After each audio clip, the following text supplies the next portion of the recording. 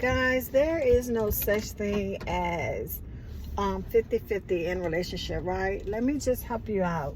I don't know where people get this confusion from, that in a relationship it's going to be 50-50.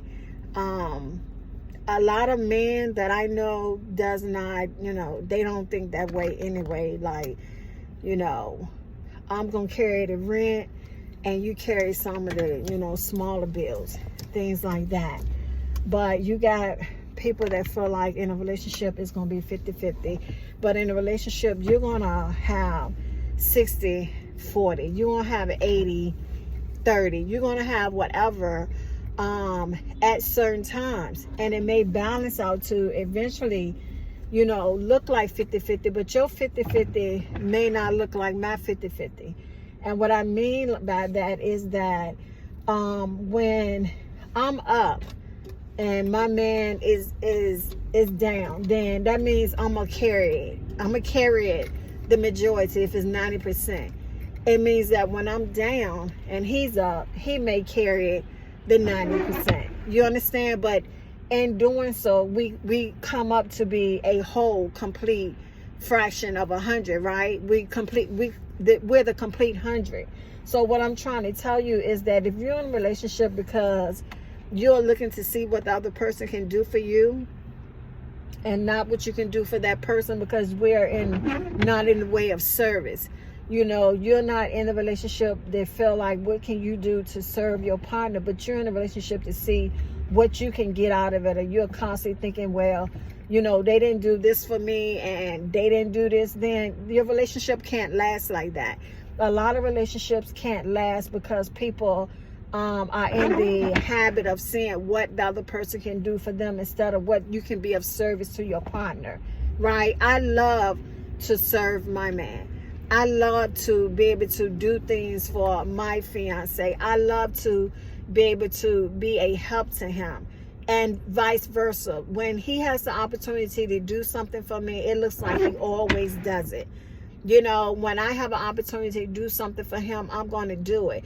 We have to get out of this mindset that a relationship is supposed to be 50-50. Your 50-50 may not look like my 50-50. You understand what I'm saying? So if it does balance that way, if he goes out and he works hard and everything, then when he comes home, of course, I want to get his slippers for him. I want to cook his food for him. I want to make sure that he's comfortable. I want to treat him like the king that he is. And that's my 50-50. You understand what I'm saying? So in order to be in a healthy relationship, guys, I always tell you this, and some of you that look at me, you know what I'm going to say. Stop worrying about how they love you and be more concerned about how you love them, because this is your walk before God. And as soon as we get it in our mind that we walking before God and we're not walking for people, we're not walking to be seen, walking to see what we can, get out of other people, but we're walking to the service of God, then it won't bother you to serve people. It won't bother you, because if you're in people's life and people can't get anything out of the relationship as far as you being an asset, then people gonna begin to drop off of your life because you don't have that heart of servitude. You don't want to be a good friend. You want to be somebody that gets all the time and that takes all the time, and nothing can grow like that. So that's my little tidbit to you today. I just wanted to jump on and tell you that in order to maintain a healthy relationship, you have to get in the mindset of servitude, right? You have to get in the mindset that you're doing it to the glory of God, and you have to stop worrying so much about what other people are doing to you. So many times we get so upset about what somebody did to me. Okay, but what did you do? Because the truth of the matter is that none of us are perfect. And when you get into the habit of blaming somebody else all the time, guess what? It's you. It's you. When you get in the habit of nitpicking with somebody else all the time, or you always feel like somebody else is in the wrong, then it's you. Because God isn't working on you calling out other people's faults so that you can see the perfect person you are and the imperfect of them. Because when you line yourself up against God, then you always realize that you're saved by grace.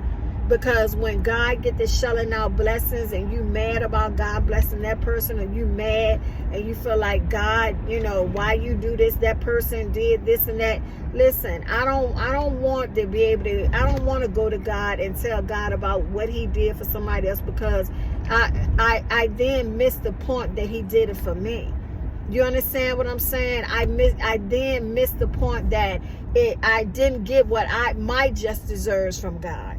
That God didn't give me what I deserve. Because a lot of times, guys, we be so busy looking around that we forget that God has given us more than we ever deserve. God has been good to us, and God has withheld his hand from us and given us what we deserve. Because our thoughts are always so far from him. Our actions are always so far from him. We are just a figment of what God would have us to be, because it's by grace that we're saved. And when you understand that, then you get a different mindset of how you judge people and how you look at people and how you treat people and how you think people should act, because you realize that it's a full-time job holding on to your own behaviors and keeping yourself in check and being presentable before God.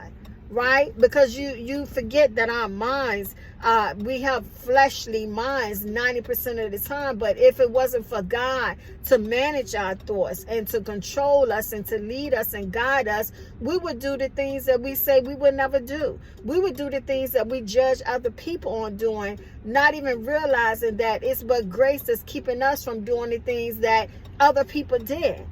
You know, it is grace that's keeping my sanity right now, because life is enough to make you want to throw in the towel. Life is enough to make you say, I give up. Life is enough to say, I don't want to deal with this today. I don't want to adult today. I don't want to get out the bed today. But it's because of God's grace.